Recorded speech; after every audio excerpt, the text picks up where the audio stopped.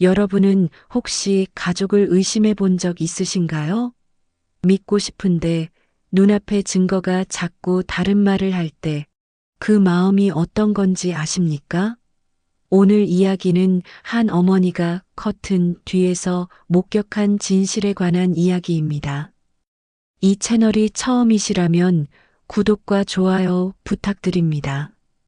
알림 설정까지 해두시면 더욱 좋고요. 그럼 지금부터 시작하겠습니다. 첫눈이 내리던 그날 저녁, 김순자는 벌써 세 번째 밥상 위에 김을 확인하고 있었다. 아들 내외가 온다고 했던 시간은 2시간 전이었다. 국그릇에 랩을 씌우고 나물 접시를 냉장고에 넣었다 꺼내기를 반복하며 그녀는 시계와 현관문을 번갈아 쳐다봤다. 남편 김철수는 거실 소파에 앉아 텔레비전만 보고 있었다. 여보, 전화라도 해봐요. 오는 길일 거야. 길이 막히나 보지. 그때였다. 어둠을 가르며 차 한 대가 골목 안으로 들어섰다. 순자는 앞치마를 벗으며 현관으로 나갔다. 차에서 내린 아들 민준의 어깨가 유난히 축 처져 보였다. 며느리 지혜는 한참을 운전석에 앉아 있다가 깊은 한숨을 내쉬고서야 천천히 문을 열었다. 어머니, 늦어서 죄송해요. 지혜의 목소리는 평소보다 가라앉아 있었다. 순자는 괜찮다고 손사래를 치며 두 사람을 집 안으로 들였다. 그런데 이상했다. 반가움보다 먼저 어떤 냉기가 느껴졌다. 마치 겨울바람이 옷깃 사이로 파고든 것처럼. 밥상 앞에 앉은 네 식구는 젓가락 소리만으로 대화를 대신했다. 김치 씹는 소리, 숟가락 부딪히는 소리만 방 안을 채웠다. 한참을 그렇게 먹다가 민준이 입을 열었다. 내일 새벽에 다시 올라가야 돼요. 벌써? 주말인데. 지혜가 조심스럽게 끼어들었다. 하루만 더 있다 가면 안 될까요? 민주는 대답 대신 물을 한 모금 마셨다. 순자는 며느리의 눈빛에서 무언가 애타는 기색을 읽었지만 차마 더 묻지 못했다. 밤이 깊어졌다. 철수는 먼저 방으로 들어갔고 민준 내외도 안방에서 문을 닫았다. 순자는 불을 끄고 거실에 혼자 남았다. 설거지를 마저 하려다 문득 창문 쪽을 바라봤다. 커튼이 완전히 처지지 않아 틈새로 마당이 보였다. 그때 뭔가가 움직였다. 순자는 숨을 죽였다. 눈 쌓인 마당 위로 길고 어두운 그림자 하나가 헛간 쪽으로 스르르 미끄러져 갔다. 가슴이 철렁 내려앉았다. 저 시간에 누가 저기를? 그녀는 커튼 주름을 손으로 움켜쥐고 눈을 가늘게 떴다. 달빛이 희미하게 마당을 비추고 있었다.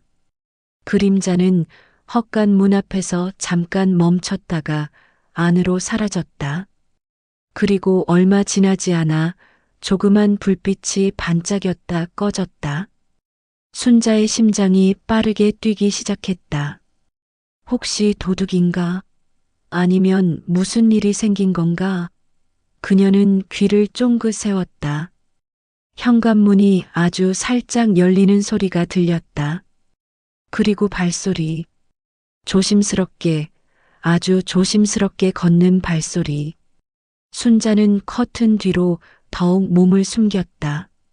문틈으로 누군가가 나왔다. 달빛에 비친 그 사람의 옆모습을 본 순간 순자는 입을 막아야 했다. 지혜였다. 며느리 지혜가 외투를 걸친 채 마당을 가로질러 헛간 쪽으로 걸어가고 있었다. 손에는 커다란 비닐봉지 같은 것이 들려 있었다. 순자는 믿을 수가 없었다. 이 밤중에 며느리가 왜 헛간에? 지혜가 헛간 문을 열고 들어가는 모습이 보였다. 그리고 곧 작은 불빛이 켜졌다. 손전등 불빛이었다. 순자는 숨도 제대로 쉬지 못한 채 그 장면을 지켜봤다. 헛간 안에서 무언가 바스락거리는 소리가 들렸다. 그리고 지혜의 목소리가 아주 작게 흘러나왔다. 오늘까지만 버티자. 그 말은 겨울 공기를 타고 선명하게 순자의 귀에 꽂혔다. 오늘까지만 버티자니. 무엇을 버틴다는 걸까? 순자는 온몸에 소름이 돋는 것을 느꼈다. 잠시 후 불빛이 꺼지고 지혜가 헛간에서 나왔다. 손에 들었던 봉지는 보이지 않았다. 지혜는 주위를 한번 둘러보고는 다시 집 안으로 들어왔다. 발소리가 복도를 지나 안방으로 사라졌다. 순자는 한참을 그 자리에 서 있었다. 다리에 힘이 풀렸다. 도대체 무슨 일이 벌어지고 있는 걸까? 며느리가 한밤중에 헛간에 뭔가를 숨긴 것 같은데 그게 대체 무엇인가? 그녀는 천천히 방으로 돌아갔다. 철수는 이미 코를 골며 자고 있었다. 순자는 이불을 덮고 누웠지만 잠이 올 리 없었다. 눈을 감으면 지혜의 그림자가 어른거렸다. 오늘까지만 버티자. 그 말이 귓가에서 맴돌았다. 다음 날 아침 순자는 일찍 일어나 부엌으로 갔다. 아침 준비를 하면서도 머릿속은 온통 어젯밤 일로 가득했다. 찬장을 열다가 문득 손이 멈췄다. 금목걸이가 없었다. 항상 찬장 깊숙한 곳, 밀가루통 뒤에 숨겨두던 금목걸이 케이스가 텅 비어 있었다. 순자는 손을 떨며 다시 한번 찬장을 뒤졌다. 없었다. 분명히 지난주까지만 해도 있었는데. 여보. 순자는 거실로 나가 남편을 불렀다. 철수가 신문을 보다 고개를 들었다. 금목걸이가 없어요. 뭐? 어디 두었는데? 찬장에 늘 두던 곳에. 근데 없어요. 철수는 일어나 부엌으로 갔다. 함께 찬장을 뒤졌지만 목걸이는 나오지 않았다. 이상하네. 혹시 다른 데 옮겨놨나? 아니에요. 항상 여기 뒀는걸요. 순자의 머릿속에서 어젯밤 장면이 번개처럼 스쳤다. 지혜가 헛간으로 가던 모습, 손에 든 비닐봉지, 오늘까지만 버티자던 그 말. 설마 그럴 리가. 순자는 고개를 저었다.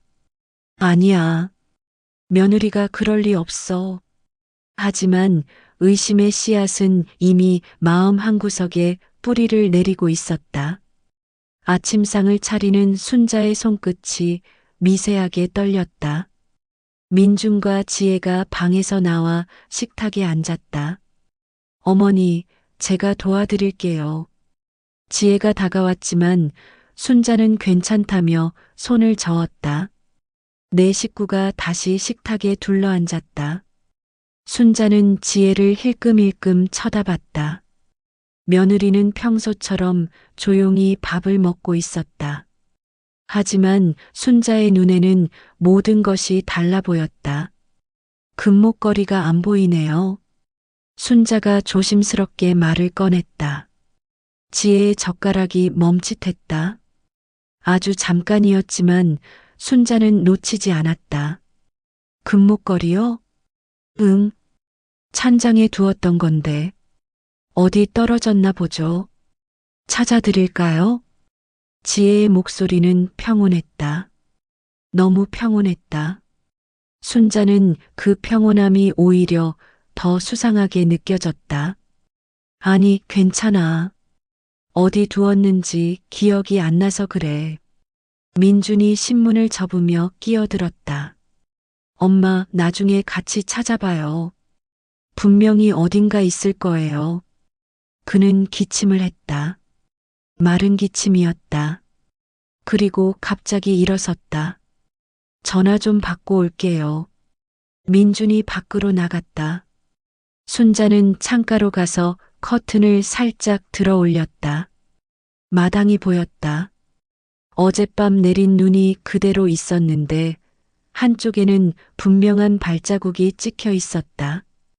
현관에서 헛간까지 일직선으로 이어진 발자국.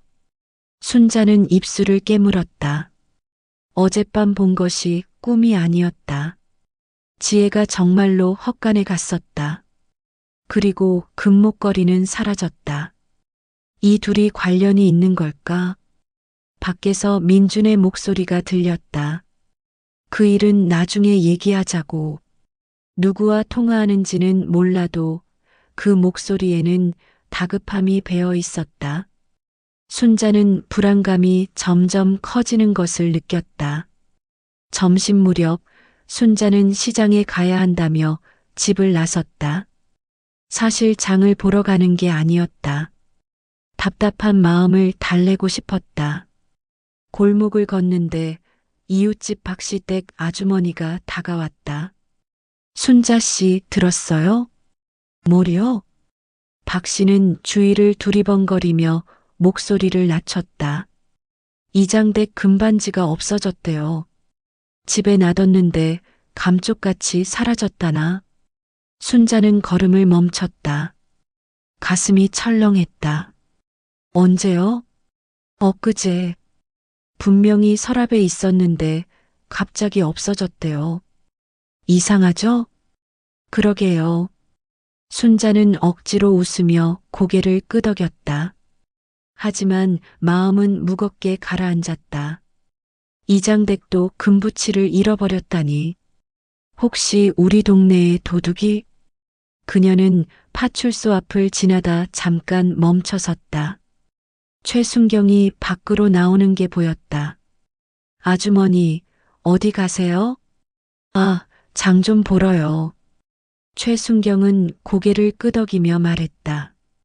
요즘 동네가 좀 술렁여서요. 문단속 잘하세요. 무슨 일인데요? 이것저것 없어진다는 신고가 몇 건 들어왔어요. 조심하셔야 해요. 순자는 알겠다고 대답하고 발걸음을 옮겼다. 하지만 최순경의 말이 머릿속에서 맴돌았다. 이것저것 없어진다니. 우리 집 금목걸이도 그중 하나인가. 집으로 돌아오는 길, 순자는 헛간 앞을 지나다 발걸음을 멈췄다. 문득 안을 확인하고 싶었다. 주위를 둘러보고 문을 열었다. 오래된 농기구와 잡동사니들이 쌓여 있었다. 구석진 곳에 뭔가 떨어져 있었다. 순자는 몸을 숙여 그것을 집어들었다. 하얀 봉투였다. 먼지를 털어내고 열어보니 종이 한 장이 들어 있었다. 병원 영수증이었다. 순자는 눈을 가늘게 뜨고 내용을 확인했다. 300만 원. 입금 확인이라는 도장이 선명하게 찍혀 있었다. 날짜는 이틀 전이었다. 300만 원. 누구 병원비인가? 순자는 영수증을 다시 봉투에 넣고 주머니에 넣었다. 가슴이 두근거렸다. 이게 무슨 의미인지 아직은 모르겠지만 분명 중요한 단서였다. 저녁 무렵 집안은 고요했다. 민주는 서재에 틀어박혀 있었고 지혜는 주방에서 설거지를 하고 있었다. 철수는 여전히 거실에서 텔레비전을 보고 있었다. 순자는 방에 들어가 봉투를 꺼내 다시 한번 살폈다. 300만 원. 금목걸이를 팔면 그 정도는 나올 것 같았다. 혹시 지혜가 금목걸이를 팔아서 병원비를 낸 건가? 하지만 누구 병원비지? 민준인가? 아니면 지혜 자신인가? 밤이 깊어갔다. 순자는 다시 커튼 뒤에 섰다. 어젯밤처럼 또 누가 나올까 싶어서였다. 시간이 흘렀다. 11시, 12시. 그때였다. 안방 문이 살짝 열렸다. 지혜가 나왔다. 순자는 숨을 죽였다. 지혜는 외투를 걸치고 조용히 현관으로 향했다. 또 헛간에 가는 건가?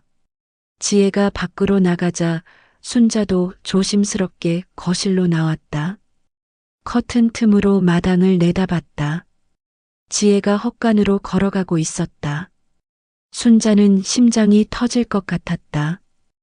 헛간 안에서 불빛이 깜빡였다.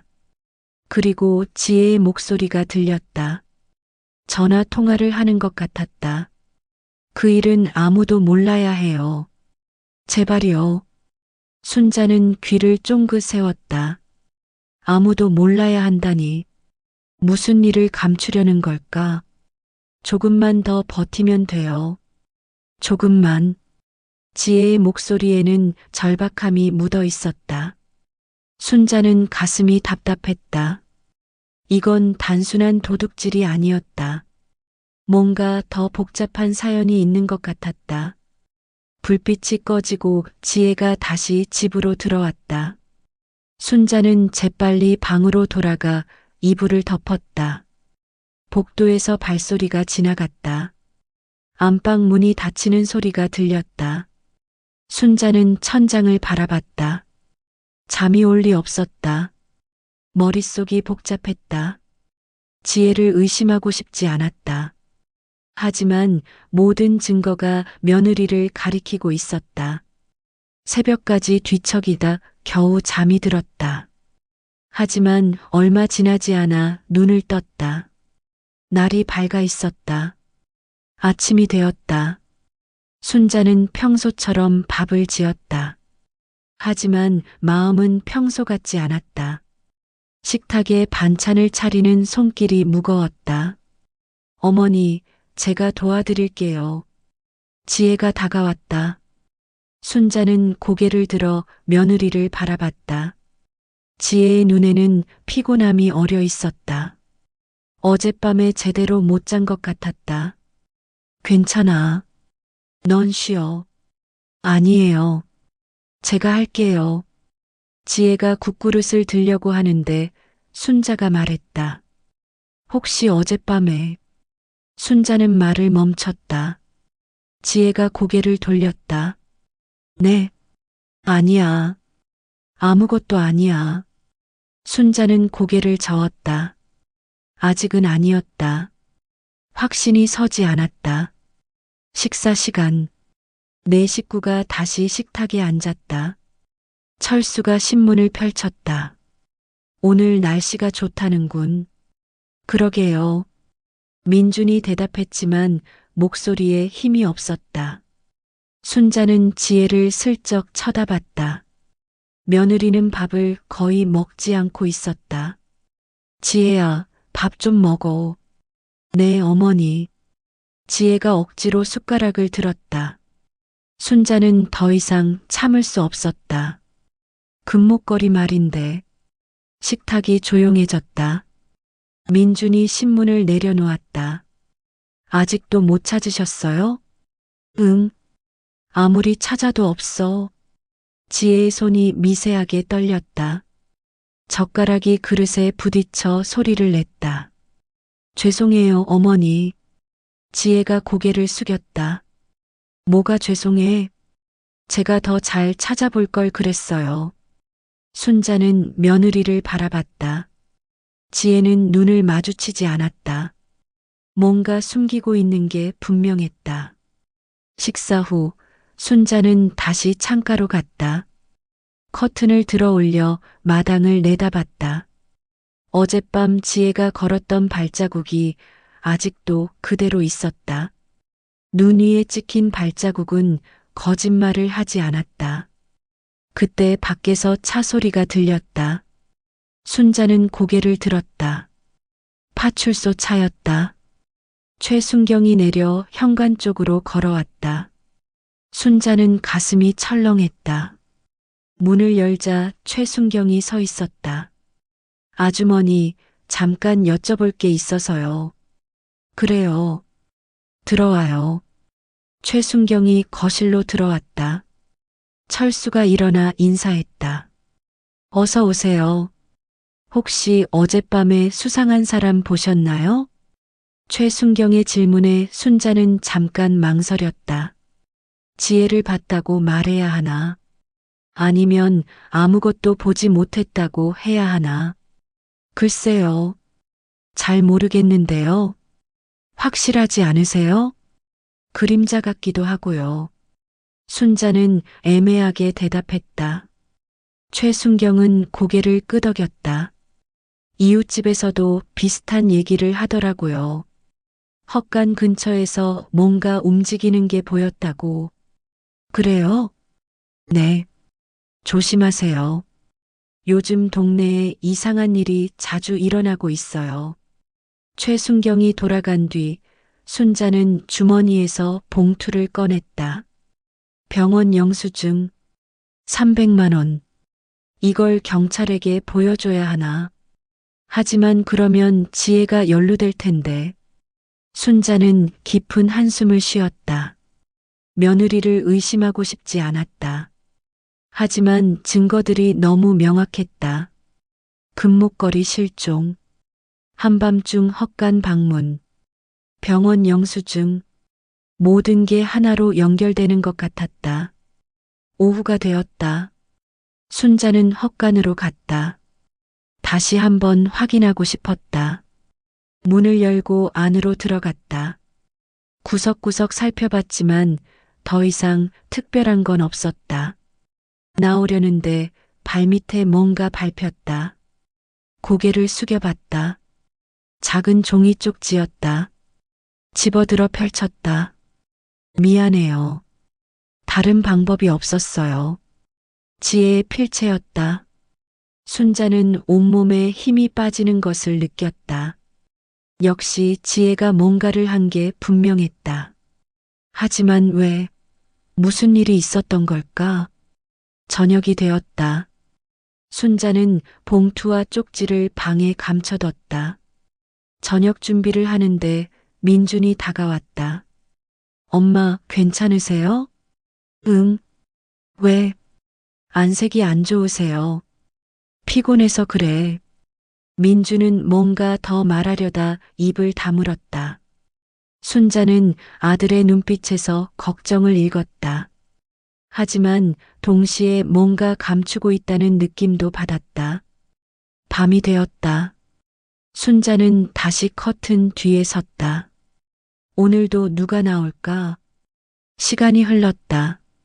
10시, 11시, 12시가 가까워질 무렵 안방 문이 열렸다. 하지만 이번에는 지혜가 아니었다. 민준이었다. 순자는 눈을 크게 떴다. 민준이 조용히 현관으로 갔다. 손에는 봉투 하나와 작은 상자가 들려 있었다. 순자는 그 상자를 알아봤다. 예전에 비상금을 넣어두던 양철 상자였다. 민준이 밖으로 나갔다. 순자는 커튼을 더 젖히고 지켜봤다. 민준이 헛간으로 향했다. 헛간 문을 열고 들어갔다. 불빛이 켜졌다. 순자는 숨을 참았다. 헛간 안에서 둔탁한 소리가 났다. 뭔가 바닥에 떨어뜨린 것 같았다. 그리고 불빛이 꺼졌다. 민준이 다시 나왔다. 하지만 손에 들었던 상자와 봉투는 보이지 않았다. 민준이 집으로 돌아오려는데 순자는 또 다른 움직임을 포착했다. 담 너머에서 누군가 고개를 내밀었다. 모자를 깊게 눌러 쓴 사람이었다. 체구가 작았다. 남자 같기도 하고 여자 같기도 했다. 그 사람은 주위를 살피더니 재빨리 헛간 쪽으로 다가갔다. 민준이 집으로 들어간 직후였다. 순자는 심장이 터질 것 같았다. 저 사람은 누구지? 모자 쓴 사람이 헛간 문을 열었다. 안으로 들어가는가 싶더니 곧 다시 나왔다. 손에 뭔가 들고 있는 것 같았다. 그리고 재빨리 담을 넘어 사라졌다. 순자는 온몸이 얼어붙었다. 이건 단순한 가족 문제가 아니었다. 동네 전체가 연루된 일인 것 같았다. 도대체 무슨 일이 벌어지고 있는 거지? 그녀는 천천히 방으로 돌아갔다. 철수는 코를 골며 자고 있었다. 순자는 이불을 덮고 누웠지만 머릿속이 복잡했다. 민준도 연루되어 있었다.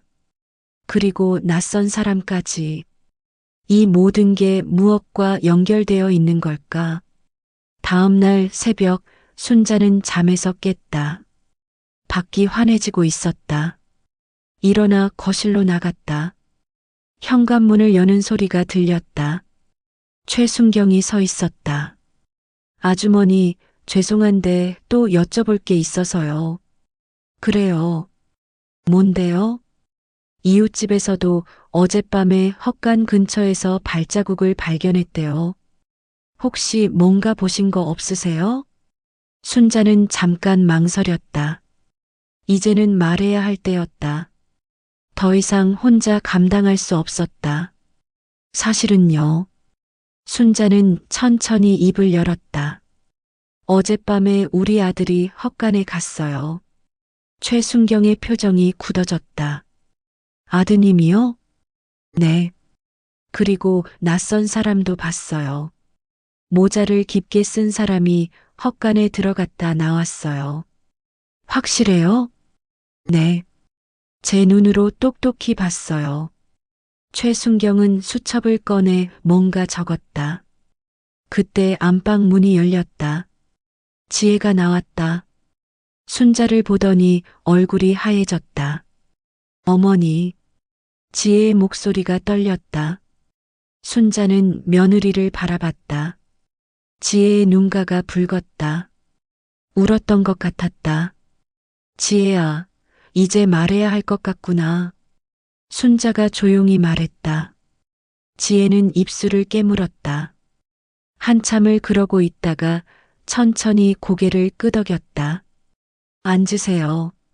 최순경이 자리를 권했다.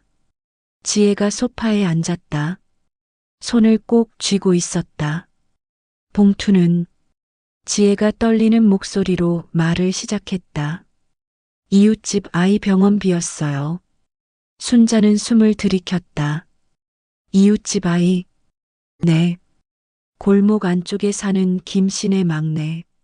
심장병이 있는데 수술비가 없어서 수술을 못하고 있었어요. 지혜의 목소리에 눈물이 섞였다. 그래서 시어머니 금목걸이를 팔았어요. 몰래요.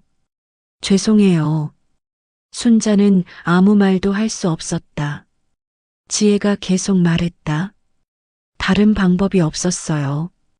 아이가 위험하다는데 그냥 볼 수가 없었어요.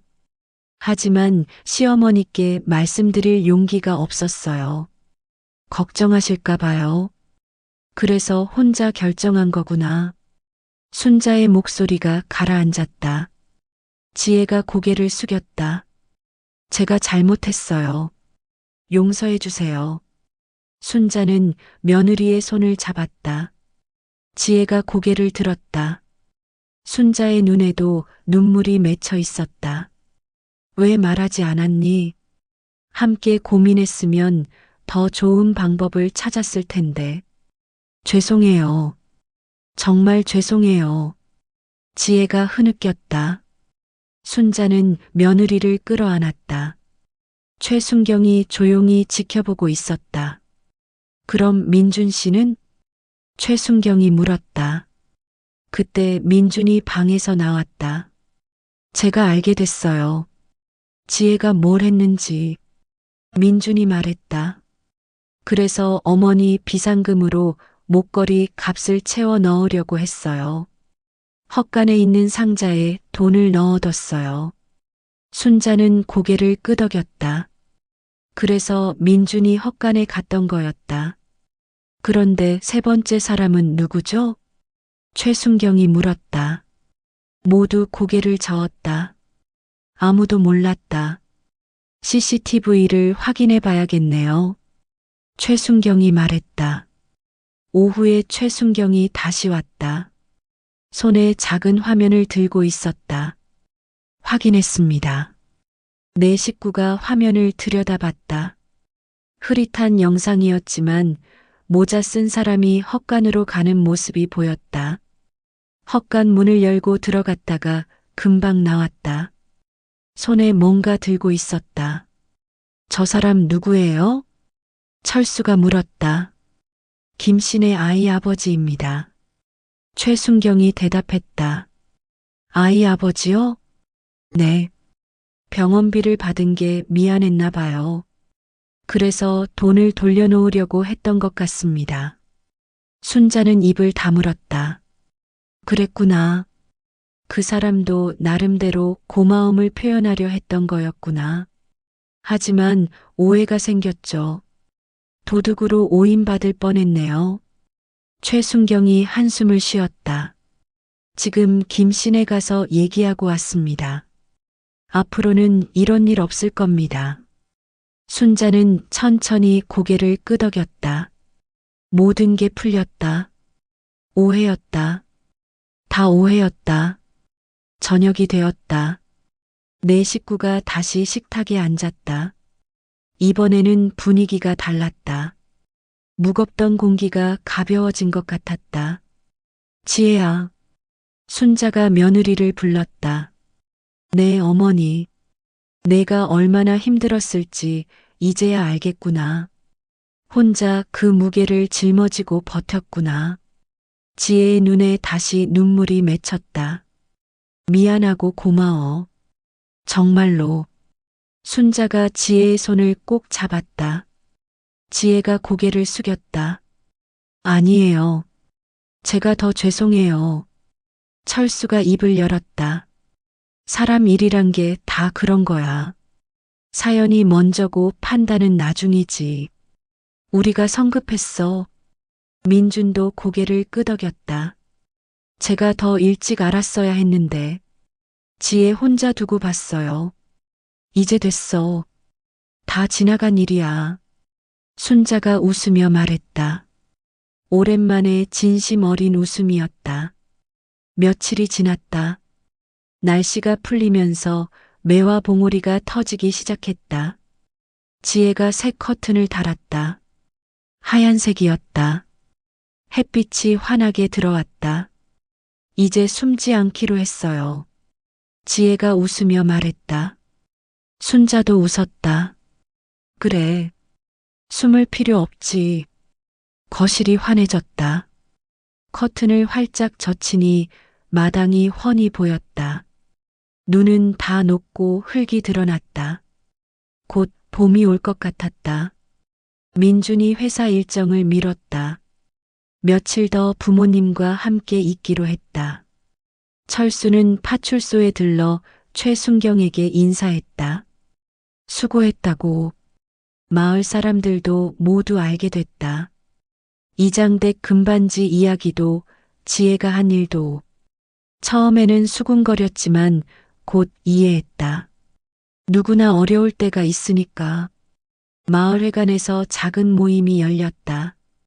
김씨네 아이가 수술을 잘 받았다는 소식을 나누는 자리였다. 순자도 갔다. 지혜도 함께. 아이 어머니가 순자에게 다가왔다. 정말 감사합니다. 덕분에 아이가 살았어요. 눈물을 글썽이며 말했다. 순자는 그 손을 잡았다. 우리 며느리한테 고마워해요. 내가 한 게 아니라.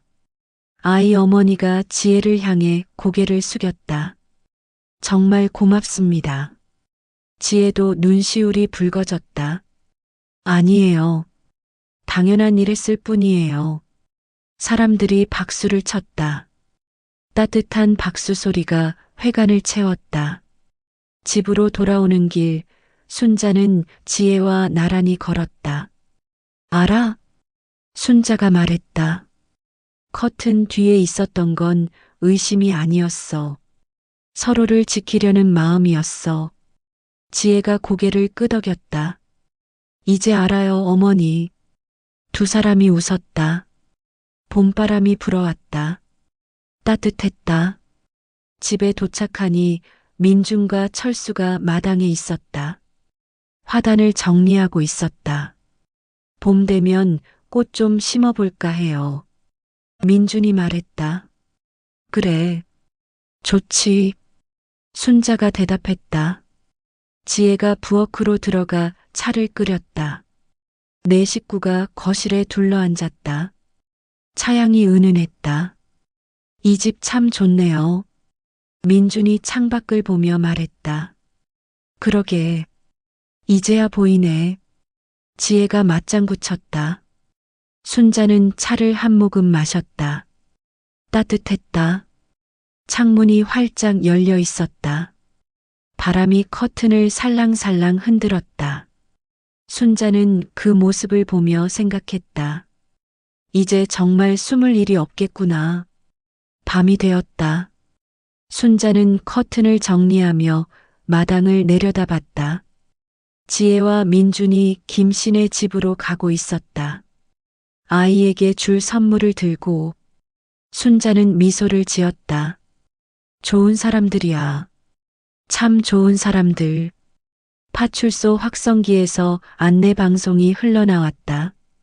청송리 주민 여러분, 오늘도 평안한 하루 되십시오. 순자는 눈을 감았다. 오랜 겨울이 지나가고 있었다. 이제 봄이었다. 창문은 그대로 열려 있었다. 바람이 들어왔다. 밝은 공기였다.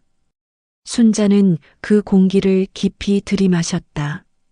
모든 게 괜찮을 거였다. 이제는 정말로. 커튼이 바람에 펄럭였다. 순자는 그것을 바라보며 혼잣말처럼 중얼거렸다. 이제 커튼 뒤에 숨을 일은 없겠지. 멀리서 아이들 웃음소리가 들렸다. 동네가 살아 움직이고 있었다. 순자는 차를 한 모금 더 마셨다. 다음 날 아침 순자가 일어나니 지혜가 이미 아침 준비를 하고 있었다. 어머니, 주무셨어요? 응, 잘 잤어. 정말로 잘 잤다. 오랜만에 푹 잔 것 같았다. 순자는 부엌으로 가서 지혜를 도왔다. 오늘 김씨네 아이 퇴원한대요. 지혜가 말했다. 그래, 잘 됐네. 저녁에 같이 가볼까요? 그래야지. 두 사람이 웃었다. 아침 햇살이 부엌을 환하게 비쳤다. 민준이 일어나 세수를 하고 나왔다. 아침 냄새 좋은데요. 얼른 앉아. 식탁에 둘러앉았다. 따뜻한 국 김이 모락모락 올라왔다. 네 식구가 수저를 들었다. 잘 먹겠습니다. 함께 말하고 밥을 먹기 시작했다. 젓가락 소리, 그릇 부딪히는 소리. 하지만 이제는 그 소리가 편안했다. 식사 후 순자는 마당으로 나갔다. 흙을 만지며 어디에 무슨 꽃을 심을까 생각했다. 개나리도 좋고 철쭉도 좋을 것 같았다. 지혜가 나와 함께 앉았다. 어머니, 저기 구석에는 장미 어때요? 장미, 좋지. 제가 심을게요. 그래, 같이 심자. 두 사람이 웃으며 계획을 세웠다. 봄이 오면 마당이 꽃으로 가득할 것 같았다. 오후에 최순경이 또 들렀다. 하지만 이번에는 공식적인 방문이 아니었다. 그냥 인사차 왔어요. 잘 지내시죠? 그럼요. 덕분에 다 해결됐어요. 다행이네요. 사실 처음엔 어떻게 될까 걱정했거든요. 최순경이 웃었다. 청송리는 참 좋은 동네예요. 서로 돕고 살잖아요. 그러게요. 순자도 웃었다. 정말 좋은 동네였다. 저녁 무렵 네 식구가 김씨네 집으로 갔다. 아이가 퇴원해서 집에 와 있었다.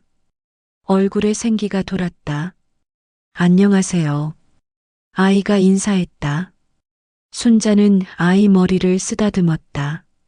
많이 좋아졌구나. 네, 이제 괜찮아요. 아이 어머니가 차를 내왔다. 다들 둘러앉아 이야기를 나눴다. 지난 일들, 앞으로의 일들, 정말 감사해요. 여러분 덕분이에요.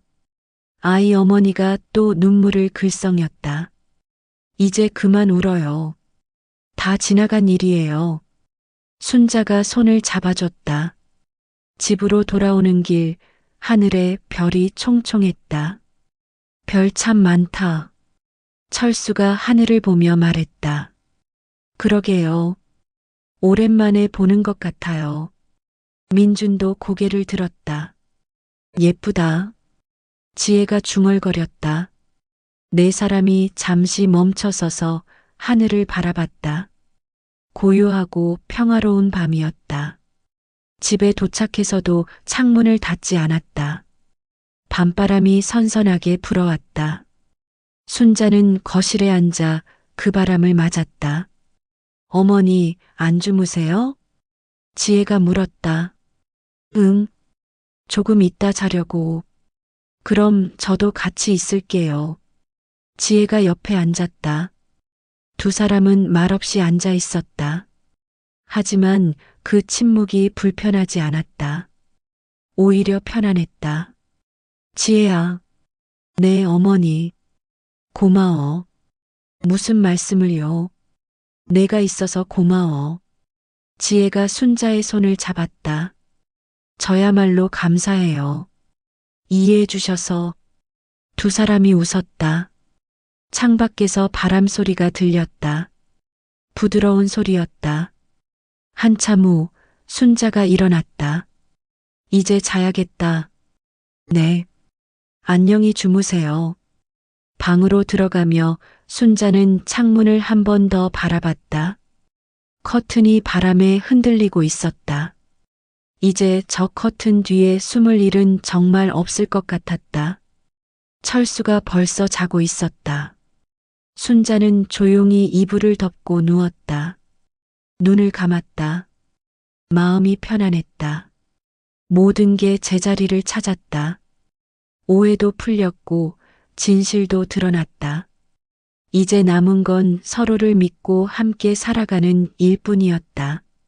순자는 잠들기 전 마지막으로 생각했다. 커튼 뒤에 있었던 건 의심이 아니라 사랑이었다고. 서로를 지키려는 마음이었다고. 그렇게 순자는 깊은 잠에 빠져들었다. 평화로운 잠이었다. 창밖에서는 여전히 바람이 불었다. 커튼이 펄럭였다.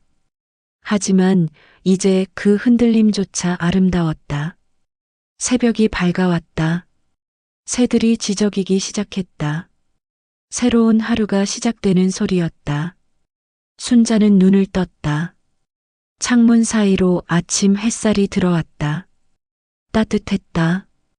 그녀는 미소를 지으며 일어났다. 모든 게 괜찮았다. 정말로 괜찮았다. 이제 이 집에는 숨길 것도 의심할 것도 없었다. 커튼은 활짝 열려 있었고 햇빛은 거침없이 들어왔다. 그것으로 충분했다.